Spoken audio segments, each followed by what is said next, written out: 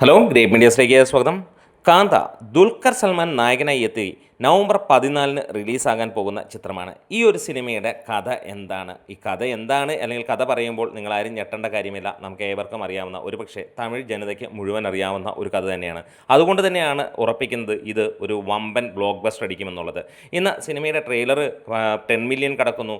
തമിഴിലും തെലുങ്കിലും അത്രത്തോളം ഗംഭീരമായിട്ടുള്ള ഒരു സിനിമയായി ആളുകൾ പ്രതീക്ഷിച്ച് ഇരിക്കുകയുമാണ്.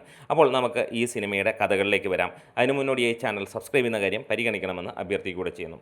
കാന്ത എന്ന സിനിമയുടെ സിനോപ്സിസിൽ തന്നെ നമുക്കറിയാം, നമ്മൾ നേരത്തെ പറഞ്ഞിരുന്നു, ഇത് തമിഴിലെ ഏറ്റവും വലിയ സൂപ്പർ താരത്തിൻ്റെ കഥയാണ് വരുന്നത്. അതായത് 1940കളിൽ 1950 മുമ്പുള്ള ആ ഒരു കാലഘട്ടത്തുണ്ടായിരുന്ന തമിഴിലെ ഏറ്റവും വലിയ സൂപ്പർ ഹീറോയുടെ കഥയാണ് ഈ ഒരു സിനിമയുടെ ആസ്പദമായി വന്നിരിക്കുന്നത്. ഇത് ദുൽഖർ അല്ലാതെ വേറെ ഒരു നടൻ ചെയ്താൽ ഇത്ര പെർഫെക്ഷൻ ഉണ്ടാകില്ല എന്നുള്ളത് നമുക്ക് ഉറപ്പിക്കാവുന്നതാണ്.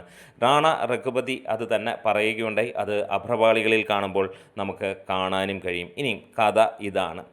കാന്ത പറയുന്ന കഥ MK ത്യാഗരാജ ഭാഗവതർ എന്ന അദ്ദേഹത്തിൻ്റെ കഥ തന്നെയാണ്.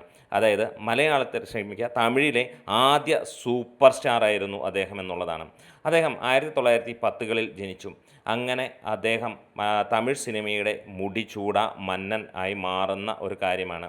ഒരു പാട്ടുകാരനായി തുടങ്ങിയ സ്റ്റേജിൽ അവിടെ നിന്ന് സിനിമയിലേക്ക് എത്തുന്നു 1934.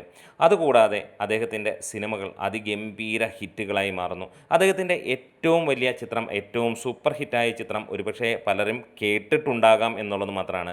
ഹരിദാസ് എന്ന 1944 ഇറങ്ങിയ ചിത്രം. അതിനൊരു റെക്കോർഡ് കൂടിയുണ്ട് ആ ഒരു ചിത്രത്തിന്. വേറെയൊന്നുമല്ല, സിനിമ 114 വാരങ്ങളിൽ ഒരുമിച്ച്, അതായത് ഒരേ അടുപ്പിച്ചുള്ള 114 വാരങ്ങളിൽ പ്രദർശിപ്പിച്ച ചിത്രം ഒരുപക്ഷെ ഇന്ത്യൻ സിനിമയുടെ തന്നെ റെക്കോർഡുകളിൽ ഏറ്റവും വലിയൊരു റെക്കോർഡ് തന്നെയായിരിക്കും. 114 വാരം അല്ലെങ്കിൽ 114 ആഴ്ച എന്ന് പറയുമ്പോൾ ഒന്ന് ആലോചിച്ച് നോക്കുക. ത്യാഗരാജ ഭാഗവതർ വലിയ ഒരു ഫേമസ് നടനാകുന്നു, അതിഗംഭീര പണക്കാരനാകുന്നു. അങ്ങനെ തമിഴ് സിനിമ മാത്രമല്ല, തമിഴ് മേഖലയെ, ഇനിയും അതിനകത്തിൽ ഒരുപാട് കഥകളുണ്ട്. ഈ കഥകളൊക്കെ നമുക്ക് ബുക്കുകളിലുണ്ട്. അതുകൂടാതെ യൂട്യൂബിൽ കഥ പറയുന്ന പലരും ഇതിനകത്തിൽ പറയുന്നുണ്ട്. അതിനകത്തിൽ തന്നെ എടുത്തു പറയാം, നോയൽ ഇടുക്കി എന്ന് പറയുന്ന അദ്ദേഹത്തിൻ്റെ യൂട്യൂബ് ചാനൽ നിങ്ങളൊന്ന് കേൾക്കുകയാണെങ്കിൽ അതിഗംഭീരമായിട്ട് ഈ കഥ പറഞ്ഞു വെച്ചിരിക്കുന്നത് നിങ്ങൾക്ക് കേൾക്കാനും കഴിയുമെന്നുള്ളതാണ്. ഈ കഥ കേട്ട് കഴിഞ്ഞാൽ നിങ്ങൾ സിനിമ കാണാൻ പോകില്ല എന്നല്ല, തീർച്ചയായും നിങ്ങൾ സിനിമ കാണാൻ പോയിരിക്കും. അതേപോലെയുള്ളൊരു വിഷ്വൽ ട്രീറ്റ് തന്നെയായിരിക്കും ആ സിനിമ എന്നുള്ളത് നമുക്ക് ഉറപ്പിക്കാം. എന്താണേലും MK ത്യാഗരാജ ഭാഗവതർ ഒരു ഇമ്മൻസ്ലി റിച്ച് ആയിട്ടുള്ള ഒരു പേഴ്സണായിട്ട് അങ്ങോട്ട് മാറുന്നു. പിന്നീട് അദ്ദേഹത്തിൻ്റെ അഴിഞ്ഞാട്ടമാണ് തമിഴ് മേഖലയിൽ, തമിഴ് നാട്ടിൽ നമുക്ക് കാണാൻ കഴിയുന്നത്. അദ്ദേഹത്തെക്കുറിച്ച് തന്നെ പറയുന്നു, ആ ഒരു കാലഘട്ടത്തെ മെഴ്സിഡസ് ബെൻസ് കാർ എടുത്ത ആദ്യത്തെ തമിഴ് സൂപ്പർ താരം, അല്ലെങ്കിൽ ആദ്യത്തെ തമിഴിൽ നിന്നുള്ള ഒരു സ്റ്റാർ എന്ന് തന്നെ വേണമെങ്കിൽ പറയാം.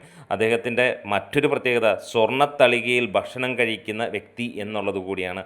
അപ്പോൾ നമുക്ക് ചിന്തിക്കാം എത്രത്തോളം ഗംഭീരമായിട്ടുള്ള ഒരു ഫെയിമും അത്രത്തോളം ഗംഭീരമായ പണക്കാരനുമായിരുന്നു എന്നുള്ളത്.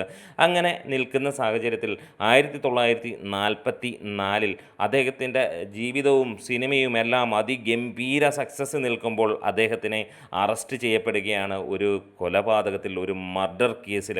അങ്ങനെ അദ്ദേഹം പിന്നീട് ജയിലിലാകുന്നു. ഏകദേശം 1947 വരെ അദ്ദേഹത്തിന് ജയിലിൽ കഴിയേണ്ടി, പിൽക്കാലത്ത് അല്ലെങ്കിൽ അതിനുശേഷം അദ്ദേഹം കുറ്റക്കാരനല്ല എന്ന് തെളിയുന്നു. അങ്ങനെയുള്ള കാര്യങ്ങൾ അതിനകത്തിലൂടെ കടന്നു പോകുന്നു. അങ്ങനെ പോകുന്ന ആ ഒരു കാഴ്ചയിൽ അദ്ദേഹത്തിന് പിന്നീട് ഒരു തിരിച്ച് വരവ് അതിനുവേണ്ടി ശ്രമിക്കുകയും അദ്ദേഹം തിരിച്ചു വരാൻ കഴിയാതാവുകയും അങ്ങനെ ഒരു പരാജയത്തിലേക്ക് മൂക്കുകുത്തി വീഴുന്ന ഒരു കാര്യമാണ്. വളരെ കുറച്ച്, അല്ലെങ്കിൽ 49ാമത്തെ വയസ്സിൽ അദ്ദേഹം മരണപ്പെടുകയും ചെയ്യുന്നു 1959. ഒരു ഡ്രമാറ്റിക് സിനിമയായിട്ട് ഇതിനെ അങ്ങോട്ട് കൊണ്ടുപോകുമ്പോൾ നമുക്കറിയാം, നമ്മളിവിടെ കുറുപ്പിൻ്റെ കഥയൊക്കെ കണ്ടതാണ്. അതുപോലെ തന്നെ ഈ ഒരു സിനിമയും നമുക്ക് തിയേറ്ററുകളിൽ പ്രകമ്പനം സൃഷ്ടിക്കും. പ്രത്യേകിച്ച് തമിഴ് തെലുങ്ക് മേഖലയിൽ ഇത് തീ പിടിപ്പിക്കുമെന്നുള്ളതിന് യാതൊരു സംശയവുമില്ല. ഈ കഥ ഞാൻ കേട്ടതാണ്, ഒരിക്കൽ വായിച്ചതാണ്. ഇതിലെല്ലാം കേൾക്കുമ്പോൾ അല്ലെങ്കിൽ കാണുമ്പോൾ നമുക്ക് ചിന്തിക്കാൻ കഴിയുന്ന ഒരു കാര്യം, തീർച്ചയായും ആദ്യ ദിനം തന്നെ തിയേറ്ററിലേക്ക് പോകാനുള്ള വല്ലാത്ത ഒരു ആകാംക്ഷ തന്നെയാണ്. 1950കളും 40കളുമൊക്കെ വീണ്ടും നമ്മൾ കാണുമ്പോൾ അന്ന് കാണുന്ന ഒരു കാര്യം. ഇതിനകത്തിൽ കഥയിൽ ഈ പറയുന്നത് കൂടാതെ കഥയിൽ മറ്റൊരുപാട് സംഭവങ്ങളുണ്ട്. ഒരു പത്രപ്രവർത്തകർ ചേർത്ത് വെച്ചിട്ടുള്ള കഥകൾ.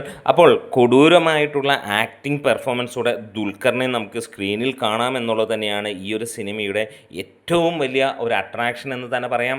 ഇത് ദുൽഖർ കസറിയിരിക്കും. ഒരു പൊടിക്ക് മാറിയിട്ടുണ്ടെങ്കിൽ അതൊരു ഭീകര നിരാശയിലേക്ക് പോകുമെന്നുള്ള ചിത്രത്തിൽ ദുൽഖർ ട്രെയിലറും ടീസറും ഒക്കെ തന്നപ്പോൾ ഒരു കാര്യം നമുക്ക് ഉറപ്പിക്കുകയാണ്, അതിഗംഭീരമായിട്ടാണ് ദുൽഖർ ഈ ഒരു വേഷം കൈകാര്യം ചെയ്തിരിക്കുന്നത്. അത്ര തികഞ്ഞ അച്ചടക്കത്തോടെയും അമ്മാതിരി ഒരു സ്ക്രിപ്റ്റ് സെലക്ഷനുമാണെന്നേ നമുക്ക് ഇതിനെക്കുറിച്ച് പറയാനുള്ളൂ. എന്താണേലും ഒരു കാര്യം ഉറപ്പിക്കാം, ഇത് ഒരു അസാമാന്യമായിട്ടുള്ള ഒരു ചിത്രം തന്നെയായിരിക്കും. അതായത് ഹിസ്റ്ററിയിൽ നിന്ന് ചുരണ്ടിയെടുത്ത മറ്റൊരു ഗംഭീര ചിത്രം. വീഡിയോസ് ഇഷ്ടമായെങ്കിൽ സപ്പോർട്ട് ചെയ്ത് തരണം. Great media.